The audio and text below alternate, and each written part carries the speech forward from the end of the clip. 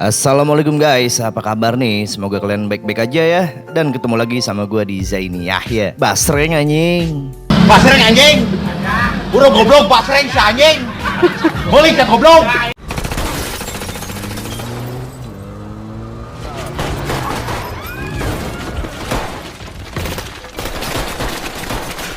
Pada kesempatan kali ini gue akan mereview dan sekaligus membahas sebuah film Don Pablo Escobar ya nggak? Pablo Escobar adalah gembong narkoba paling kaya raya yang berasal dari negeri Kolombia. Pernah suatu hari ngap Escobar di sidang nih. Setelah persidangan selesai, di keesokan harinya para hakim serta pejabat elit politik ditemukan tewas, rungkat mengenaskan. Namun di balik kekejamannya itu ia sangat dicintai oleh rakyat Kolombia pada waktu itu. Oke ngap, bagaimana kegegean gembong narkoba ini? Daripada penasaran, sering depo, banyak rungkat, dan gak pernah maksuin, kita masuk aja ke pembahasannya. Di awal film diperlihatkan seorang jurnalis wanita bernama Virginia. Ia dikawal begitu ketat oleh pasukan Amerika. Siapakah dia sampai harus dijaga begitu ketat? Ia adalah orang terdekat Pablo Escobar yang akan membeberkan siapa Pablo Escobar sebenarnya serta menunjukkan apa kelemahannya Bang Pablo Escobar. For your own safety, you do not leave this room. Can you get them to bring me an aspirin? Is there a drug in this country? You understand?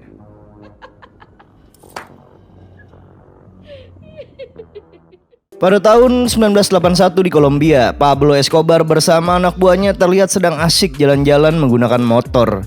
Hingga salah satu anak buahnya nggak sengaja menabrak kuda yang tiba-tiba melintas. Ia melihat kuda itu sudah nggak bisa diselamatkan. Pablo lantas memerintahkan anak buahnya untuk segera menembak mati kuda itu agar segera terlepas dari penderitaannya. Kemudian cerita beralih ke kediaman Pablo. Di sana Pablo mengatakan kepada Victoria, istrinya, kalau ia akan mengadakan pesta besar yang diperuntukkan untuk kaum-kaum elit dari semua golongan. Kan 2000 rumah yang telah Pablo buat untuk orang-orang miskin di kotanya. Dan sebelum acara pesta itu digelar, Pablo menyuruh rekannya yang bernama Basreng untuk membersihkan namanya di kepolisian. Karena sebelumnya Pablo diketahui telah membunuh 2 orang polisi. Pablo akan memberi uang banyak ke Basreng untuk segera membereskan kasus itu. Dan jika orang-orang di pemerintahan menolak, maka Pablo akan membakar gedung pengadilan itu juga. My cousin's wife works at the courthouse. Singkat cerita, pesta itu digelar. Terlihat di sana juga ada seorang jurnalis wanita bernama Virginia yang hadir bersama suaminya. Virginia bertanya-tanya kenapa pesta ini digelar dengan penjagaan ketat. Ia menjadi penasaran siapa sebenarnya Pablo Escobar. Ia hanya tahu kalau Pablo Escobar adalah orang yang sangat kaya raya. Di suatu kesempatan Pablo berkenalan dengan Virginia. Pablo sendiri sudah tahu dan sering melihat dia di TV ketika Virginia menjadi presenter. Di sini Pablo memberitahu Virginia kalau pesta ini digelar untuk merayakan 2000 pembangunan rumah yang dibuat untuk orang-orang miskin di kota itu. Pablo juga mengajak Virginia untuk melihat 2000 pembangunan rumah di besok harinya. For the country or good for you? Hingga esok harinya, Virginia bersama kru TV dibawa Pablo ke daerah pinggiran kota tersebut, yang tepat di samping pembuangan sampah. Di sana para warga sangat mencintai Pablo yang selalu memperhatikan orang-orang miskin yang berada di kota tersebut. Bahkan anak-anak dari warga tersebut banyak yang dinamai ngap Pablo Escobar, berharap agar anak-anak mereka sama dermawannya seperti Pablo Escobar. Saat diwawancarai, Pablo menjelaskan bagaimana orang-orang miskin di Kolombia sangat membutuhkan uluran tangan dari pemerintah. Di sini Virginia mulai kagum dengan Pablo tanpa memikirkan dari mana asal kekayaan Pablo itu sendiri. Di malam harinya terlihat mereka berdua makan malam bersama. Sampai Pablo menanyakan, "Apa kau punya suami, Neng Virginia?" Virginia pun menjawab kalau ia mempunyai suami. Suaminya itu sebenarnya sudah punya kekasih lain, tapi ia nggak pernah diceraikannya. Dan sebenarnya Virginia sudah nggak tahan lagi dengan suaminya itu. Will I be his widow? I don't like. Hingga tepat esok harinya, suami Virginia didatangi sekelompok orang dan dipaksa untuk segera menceraikan Virginia. 1 minggu kemudian Virginia dibawa Pablo ke acara pesta. Pablo nggak segan-segan memperkenalkan Virginia ke orang-orang di sana. Virginia sendiri akhirnya tahu kalau mereka adalah para mafia. Namun anehnya Virginia merasa terlindungi dan nyaman berada di sana karena ia sangat dihormati ketika bersanding dengan sang raja, yaitu Pablo Escobar. Virginia semakin terpesona ketika melihat Pablo memimpin pertemuan bersama para kartel lain di sana. Pablo membagi wilayah perdagangan kartel miliknya dan akan mengambil wilayah Florida. Sementara kartel Kali mendapat wilayah New York, namun tetap harus membayar pajak yang besar terhadap Pablo. Di keesokan harinya di Florida terlihat ada mobil besar yang menghalangi jalan sebuah tol.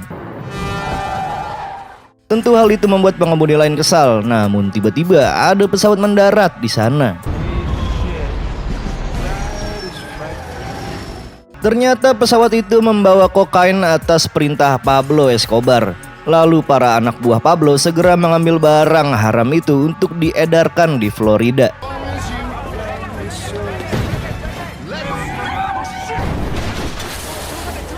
Peredaran barang haram milik Pablo meningkat tajam di Amerika. Dilaporkan narkoba yang ada di Amerika 80%-nya berasal dari Kolombia. Sampai-sampai Presiden Amerika yang pada saat itu menjabat harus terus mengingatkan warganya agar menghindari barang haram tersebut.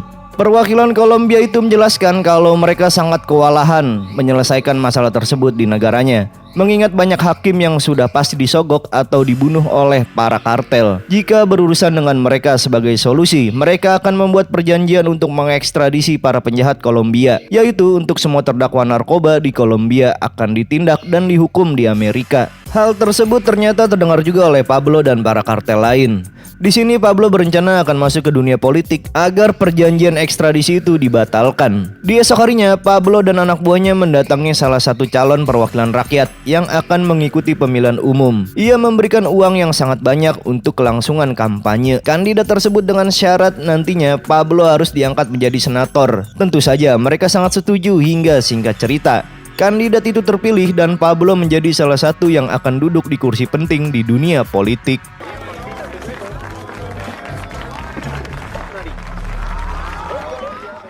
Ketika di rumah, Pablo mengajari anaknya untuk selalu mencintai dan memperhatikan rakyat miskin. Pablo juga mengingatkan anaknya jangan sekali-kali mengkonsumsi narkoba.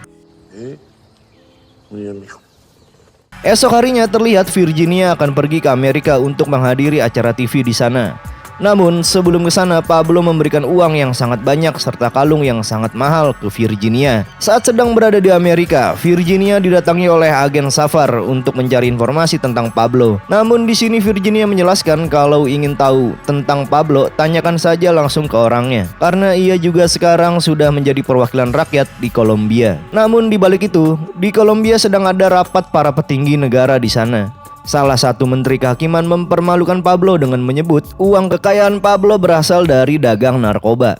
Dan hal itu membuat negara Kolombia sangat malu, yang padahal menteri kehakiman itu menjabat berkat dana besar yang telah Pablo berikan sebelumnya. Di sana Pablo terus dipermalukan sampai para petinggi yang lain menertawakannya. Hal tersebut tentu terdengar oleh warga Kolombia termasuk istrinya, yaitu Victoria. Victoria sendiri sebelumnya sudah melarang Pablo untuk terjun ke politik. Hal itu diperburuk dengan surat kabar yang memberitakan kalau Pablo dulu pernah membunuh 2 orang polisi. Dan ternyata si Basreng yang diutus Pablo untuk membersihkan namanya dari kasus pembunuhan tak menjalankan tugasnya. Diketahui Basreng malah memakai uang itu untuk kepentingan pribadinya. Dan karena hal tersebut, Basreng disiksa dengan sangat mengerikan hingga tewas.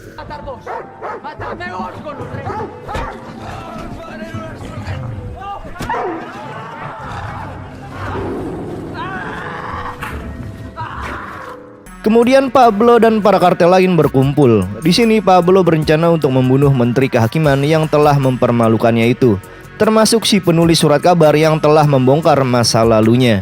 Kartel dari Kali sempat melarangnya, namun Pablo tetap pede dengan keinginannya. Hingga keesokan harinya, Carrizo akan mendapatkan tugas dari Pablo.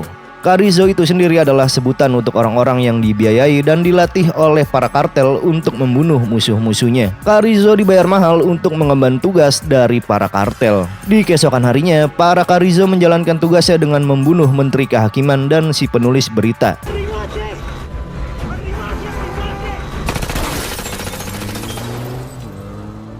Malam harinya, Pablo dan Virginia bertemu. Di sini, Pablo menjelaskan kalau dirinya akan melawan pemerintah yang tetap kekeh ingin mengaktifkan perjanjian ekstradisi itu, walaupun dengan cara berperang. Virginia sempat melarangnya karena yang Pablo serang adalah pemerintah. Namun Pablo tetap kekeh dengan rencananya itu. Singkat waktu, pada Mei 1984, para kartel melakukan rapat rahasia dengan perwakilan pemerintah. Di sana para kartel berkenan untuk membayar hutang yang begitu besar kepada negara lain, tetapi dengan syarat pemerintah harus menghapus jejak kejahatan para kartel serta membatalkan perjanjian ekstradisinya. Sayangnya di sini perwakilan pemerintah menolak hal itu. Hingga saat itu juga Pablo menyatakan perang terhadap pemerintah. Sejak saat itu Pablo terus memberikan teror terhadap para pejabat yang menentangnya. Di keesokan harinya, salah satu pejabat yang menentang Pablo, ia diberikan surprise peti mati ke rumahnya. Hingga pejabat tersebut ketakutan dan langsung kena serangan jantung sampai tewas. Karena teror yang terus dilancarkan Pablo, pemerintah mengeluarkan surat edaran untuk menangkap Pablo dengan hadiah 1 miliar peso. Pablo merasa terhina ketika dirinya hanya dihargai 1 miliar. Besoknya ia pun memerintahkan anak buahnya untuk mempersenjatai kalangan bawah yang selalu mencintainya untuk membunuh semua aparat pemerintah dengan imbalan yang sangat besar.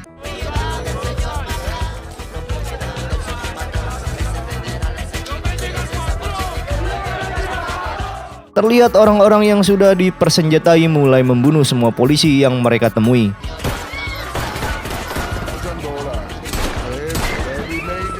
Namun pemerintah juga nggak tinggal diam. Para aparat dengan brutal membunuh orang-orang yang dianggap ikut dengan Pablo. As a future sicario, 10 executions for each dead police officer. Tak sampai di sana, pemerintah yang terus mendapatkan kabar kematian para aparatnya, mereka membentuk agen khusus untuk memberantas para anak buah Pablo. Di balik itu, Virginia tiba-tiba dipecat karena diketahui ada hubungan dengan Pablo. Tak terima dengan perkataannya, Virginia mengancam bosnya kalau ia akan melaporkan hal itu ke Pablo agar bosnya itu segera diculik. Hijo de puta, someone tell Pablo to blow up your fucking building with you and your family inside. Beberapa hari kemudian Virginia menghubungi Pablo dan merasa kesal karena dirinya telah dipecat dan dijauhi orang-orang karena kedekatannya dengan Pablo. Virginia mengatakan kalau dirinya tidak mau lagi berhubungan dengan Pablo pada saat itu. Pablo yang sedang bersembunyi di hutan langsung terlacak oleh agen pemerintah hingga peperangan pun terjadi di hutan tersebut.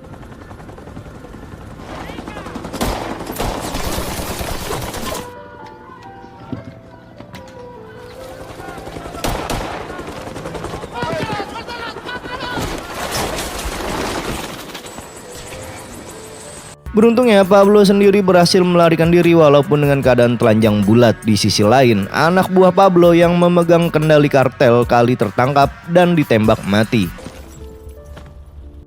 Setelah kejadian itu, Pablo lebih beringas dan brutal dengan meledakkan tempat-tempat penting sampai pemerintah merasa kewalahan. Walaupun Pablo orang yang sangat dicari, ia tetap berkeliaran bersama keluarganya. Karena pengoboman itu terus terjadi, kubu pemerintah mengajak Pablo untuk bernegosiasi. Pada akhirnya Pablo mau menyerahkan diri dan akan masuk penjara. Namun dengan satu syarat, penjara itu harus Pablo sendiri yang menyediakannya serta perjanjian ekstradisi itu harus dibatalkan. Pada akhirnya Pablo dipenjara. Terlihat penjara itu seperti hotel mewah dan Pablo juga bebas berkeliaran. Karena penjara itu berluas puluhan hektar. Bahkan ada lapangan bola ketika Pablo ikut bermain bola dengan pesepak bola profesional yang telah ia undang. Pablo juga nggak akan pernah menghentikan pertandingan itu sampai tim yang Pablo mainkan itu menang. Tentu saja lawannya akan mengalah karena takut dengan sang raja kartel. Bahkan di penjara sana juga bebas memasukkan wanita-wanita panggilan untuk menghibur dirinya beserta antek-anteknya. Ternyata di penjara tersebut Pablo lebih dengan mudah mengatur perdagangan narkobanya tanpa harus takut ditangkap polisi. Setiap minggunya anak dan istrinya datang untuk berkumpul.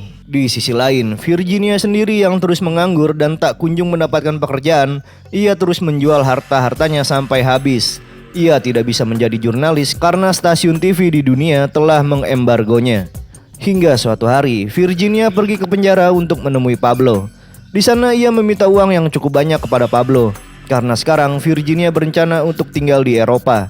Karena pada saat itu Virginia sudah tidak mempunyai uang sepeser pun. Namun karena pada saat itu Virginia telah membandingkan dirinya dengan istri sah Pablo, hal itu membuat Pablo sangat marah karena istri Pablo yaitu Victoria tidak sebanding dengan wanita manapun. Karena Victoria lah yang telah menemani Pablo ketika miskin sampai kaya seperti ini. Sedangkan Virginia hanya suka dengan Pablo karena Pablo banyak duitnya. Pada malam harinya, terlihat Pablo sedang membicarakan hasil penjualan narkoba dari kartel Kali yang tak sesuai dengan perjanjian di awal.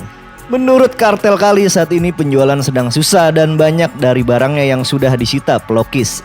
Pablo yang tahu mereka sudah menipunya langsung memerintahkan anak buahnya yang ada di sana untuk segera membunuh mereka.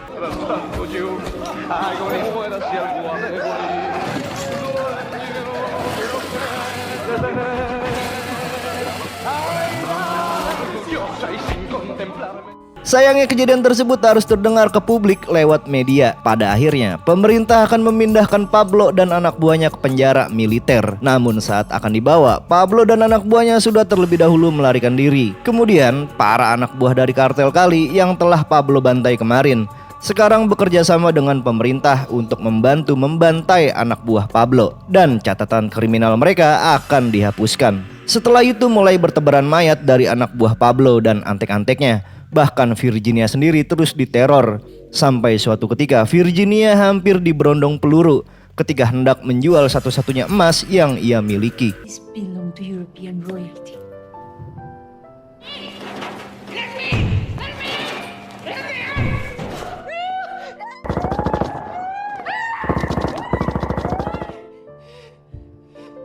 Beruntungnya Virginia masih selamat karena terus-terusan diteror dan hampir dibunuh. Akhirnya Virginia menemui agen Safar. Di sini Virginia berkenan membuka semua kedok Pablo dengan syarat meminta perlindungan. Virginia juga memberitahu kelemahan Pablo, yaitu keluarganya. Di balik itu, Pablo yang merasa keluarganya sudah nggak aman lagi, ia memerintahkan istri dan anaknya untuk segera pergi ke Eropa. Namun sayang, saat akan pergi, pihak DIA dan CIA yang sudah mengetahui kelemahan Pablo langsung menahan anak dan istrinya tersebut. Anak dan istri Pablo ditahan di sebuah hotel. Dan tepat di samping kamar keluarga Pablo, agen Safar dan CIA yang lain sedang mengintai. Pablo yang melihat di TV kalau istri dan anaknya terlihat ditangkap, ia langsung menghubungi keluarganya. Namun di sini istri Pablo menyuruh untuk tidak menghubunginya lagi karena pemerintah akan melacak Pablo. Telepon pertama yang dilakukan singkat membuat agen CIA kesulitan untuk melacak Pablo. Namun Pablo yang gelisah karena terus memikirkan keluarganya itu menelpon kembali. Padahal Pablo tahu kalau percakapan mereka sedang disadap dan Pablo akan segera terlacak. Pablo sekarang gak peduli dengan keselamatannya dan ia hanya ingin mendengar suara dari anaknya. It's so shiny, Daddy. Mommy says I can't be in the show. Di sisi lain, para agen sudah mengetahui keberadaan Pablo lalu bergegas untuk menangkapnya. Bahkan pemerintah menyuruh untuk membunuh Pablo. Di sana Pablo sempat berbincang ke anak sulungnya yang harus ia katakan ke media, yaitu pemerintah mengingkari janji untuk membiarkan keluarganya pergi ke negara lain. Pemerintah juga terus membohongi dirinya dengan tidak memberikan perlindungan ke keluarganya. Ketika waktu itu Pablo menyerah, lalu Pablo memberi amanat kepada anak sulungnya untuk bisa menjaga adik dan ibunya. Dan Pablo memberikan tanggung jawab keluarga di pundak anak sulungnya itu. Hingga para agen datang dan langsung menembaki Pablo, raja dari raja. Hingga pada akhirnya para kartel narkoba ini harus tewas rungkat mengenaskan dan para agen bersorak-sorai mendengar Pablo telah tewas. Namun anak dan istrinya menangis dan film pun tamat. Pablo Escobar pernah berkata, setinggi apapun jabatanmu, sebanyak apapun hartamu, ketika kamu terperosok di bawah hanya keluargamu lah yang akan terus bersamamu. Jadikanlah keluargamu itu prioritas utama. Oke ngap, semoga terhibur dan sampai jumpa di video berikutnya. Wassalam.